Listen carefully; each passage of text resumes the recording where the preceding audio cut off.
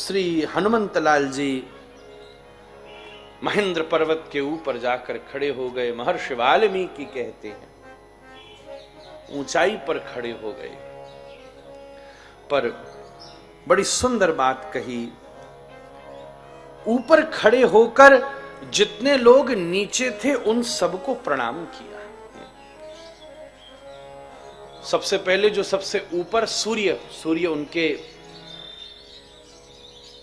जामवंत जी ने प्रसंग सुनाया था ना कि मुख में सूर्य धारण कर लिया, तो सोचा भाई काम शुरू करूं उससे पहले सबकी नाराजगी दूर कर देनी चाहिए। कोई पता नहीं सूर्य देव नाराज हुए हो, मैंने मुख में धर लिया। तो वाल्मीकि ने श्लोक लिखा, सबसे पहला प्रणाम किया ससूर्याय महेंद्राय पवनाय स्वयं भुवे।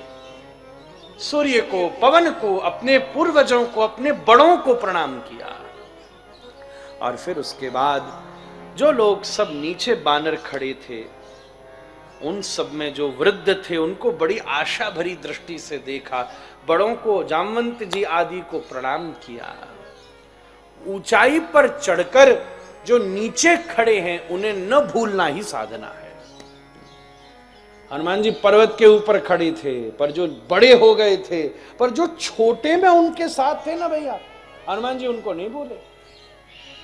सबसे पहले उन सब की तरफ दृष्टि करी, उन सबको आशा भरी नजर से देखा, उन सबको प्रणाम किया, नीचे खड़े वालों को प्रणाम किया। जो सबसे पीछे हों उन सब की तरफ दृष्टि करी। और एक निवेदन और कर दिया, महर्षि लिख रहे हैं कि तुम लोग यहां से जाना नहीं।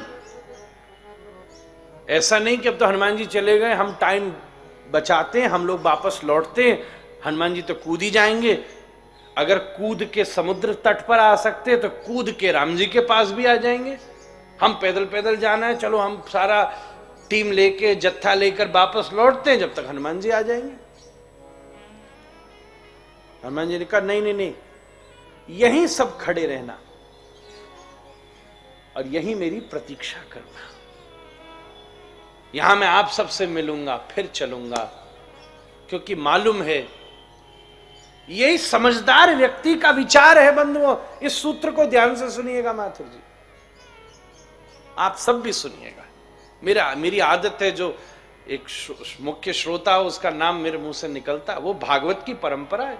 अगर सुखदेव जी बार बार परीक्षित पुकार सकते हैं तो व्यास भी अपने श्रोता को पुकार सकता है। महाराज सभी सुनिएगा।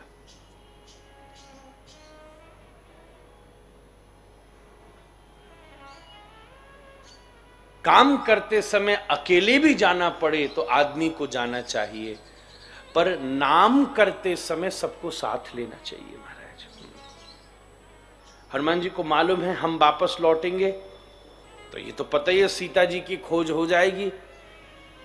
सफल लौटे चाहे असफल लौटे, सफल लौटूंगा तो केवल मेरी वाई वाई होगी, पर अगर तुम सब साथ लौटोगे तो तुम सबकी वाहवाही होगी। तुम्हारी वाहवाही होनी चाहिए। यहां तक आने के लिए मैं आगे गया तो चाहे उसके बाद मुझे मेरी वाहवाही मिले, पर एक बात है, पुरुषार्थी व्यक्ति सारा काम अपने ऊपर ले लेता है, पर उस काम को करने का यश सबको बांटने देता है। महाराज उस समय वो छोटा नहीं होता। यश सबको बांटना चाहिए, काम खुद ही ले लो। अपन उल्टा करते हैं, काम सबको बांटते, नाम खुद लेते हैं। महाराज अपन ये करते हैं, तू ये कर, तू ये कर, तू ये कर, तू ये कर, सबको बांट दिया। और फिर बाद में जब माला पहनने, अवार्ड लेने का नंबर आया, तब महाराज हमने ही तो किया है सर। कैसी उल्टी प्रवृत्ति है। पर श्री हनुमान जी बोले तुम सब यहां आराम करो, माल छाको। भीतर गुफा में अभी हमने शहद पिया ही था, वहां शहद लो, फल खाओ, आराम करो। देखो आगे युद्ध होगा, तरोताजा होना है, तो तुम बिल्कुल नींद पूरी करके फ्रेश हो जाओ। मैं जा रहा हूं, काम सब मैं करूंगा, नाम सब मिल बांट के लेंगे। महाराज एक कर्म योगी की यह परिभाषा है। महाराज मैंने कल आपसे कहा था, कर्म योगी का पहली सीढ़ी है कि वो निस्वार्थी होना चाहिए।